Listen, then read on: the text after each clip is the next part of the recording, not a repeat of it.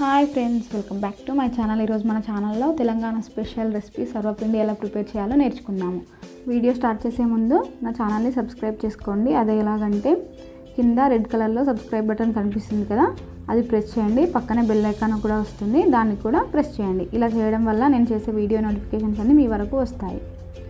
ఇప్పుడు ముందుగా ఒక వెడల్పాటి గిన్నెలో ఇక్కడ కనిపిస్తున్న కప్పుతో 2 కప్పుల వరిపిండి తీసుకున్నాను, అంటే బియ్యం పిండి తీసుకున్నాను. ఇప్పుడు దీంట్లో మనం వేసుకునే ఇంగ్రీడియంట్స్ అన్నీ చూపిస్తాను. ఇక్కడ నేను తోటకూర తీసుకున్నాను. ఇది శుభ్రంగా కడిగి చిన్న చిన్నగా తరిగి పెట్టుకున్నాను. ఇది కూడా ఒక 2 కప్స్ తీసుకున్నాను. దీన్ని ఇందులో యాడ్ చేసేసుకున్నాము. శుభ్రంగా కడుక్కొని చిన్న చిన్నగా తరిగి యాడ్ చేసుకోవాలి. ఇందులో నేను నానబెట్టిన శనగపప్పు యాడ్ చేస్తున్నాను. ఇది ఒక 1 అవర్ నానబెట్టానండి. ఇప్పుడు దీన్ని కూడా ఇందులో యాడ్ చేసేసుకుందాం. ఇది యాడ్ చేసుకున్న తర్వాత ఇందులోనే జీలకర్ర కూడా వేసుకోవాలి. జీలకర్ర ఇంకా పసుపు కూడా వేసుకుంటున్నాను.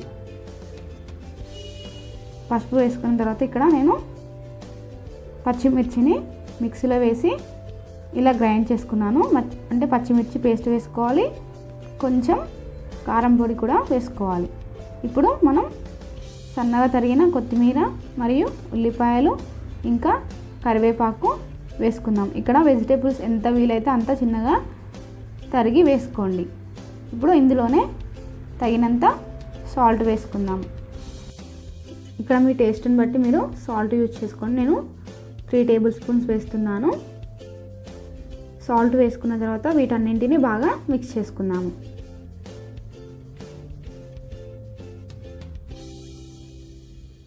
వీటన్నిటిని మిక్స్ చేసుకొని ఇప్పుడు 1 టేబుల్ స్పూన్ అల్లం వెల్లుల్లి పేస్ట్ వేసుకొని ఇది కూడా బాగా మిక్స్ అయ్యేలాగా కలుపుకోవాలి. ఇప్పుడు ఇందులో నేను వేడి చేసుకున్న నీళ్ళను పోసుకుంటున్నాను. వాటర్ని హీట్ చేయడం వల్ల సర్వపిండి అనేది చాలా క్రిస్పీగా వస్తుంది. సో నేను ఇక్కడ వేడి నీళ్ళు యూజ్ చేశాను. వేడి నీళ్ళు వేసుకున్నాం కదా, ఇప్పుడు బాగా కలుపుకోవాలి. ముందు స్పూన్తో కలుపుకొని కొంచెం వేడి తగ్గాక చేయి యూజ్ చేస్తూ కలుపుకోవాలి. ఇది పర్ఫెక్ట్గా మిక్స్ అయిపోయింది కదా, ఇలా బాల్ షేప్లో వచ్చేలాగా మిక్స్ చేసుకోవాలి. మరీ మెత్తగా కాకుండా మరీ గట్టిగా కాకుండా మిక్స్ చేసుకోవాలి. ఇప్పుడు ఇలా ఒక అల్యూమినియం ప్యాన్ తీసుకోవాలి. దీన్ని సర్వపిండి గిన్నె అంటారండి. ఈ ప్యాన్ తీసుకొని దీనికి ఆయిల్ అప్లై చేసుకోవాలి.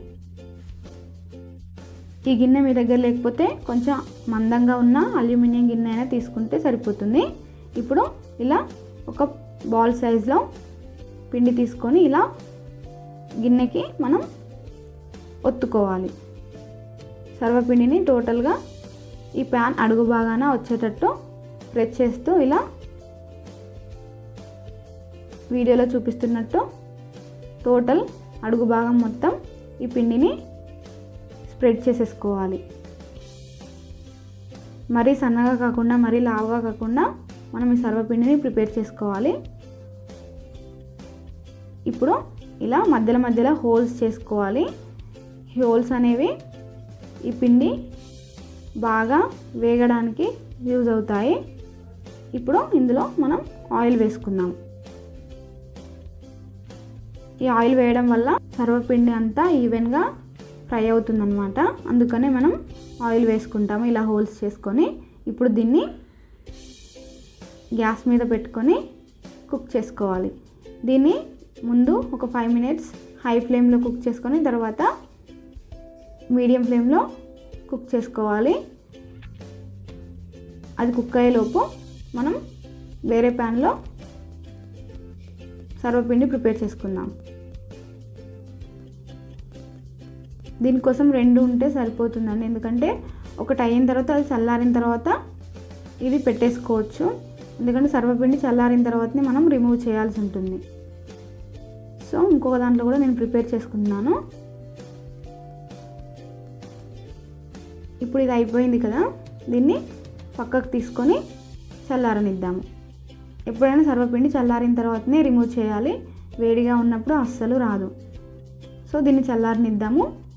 దీన్ని పక్కన పెట్టేసుకొని మనం రెడీ చేసుకున్న రెండోది ఉంది కదా, దాన్ని కూడా కుక్ చేసుకుందాము. ఇప్పుడు ఇది చల్లారిపోయింది, నేను రిమూవ్ చేసేసుకున్నాను. చూసారా ఎంత బాగా కనిపిస్తుందో. Thank you for watching my video. మా ఛానల్ని సబ్స్క్రైబ్ చేసుకోవడం మాత్రం మర్చిపోవద్దు.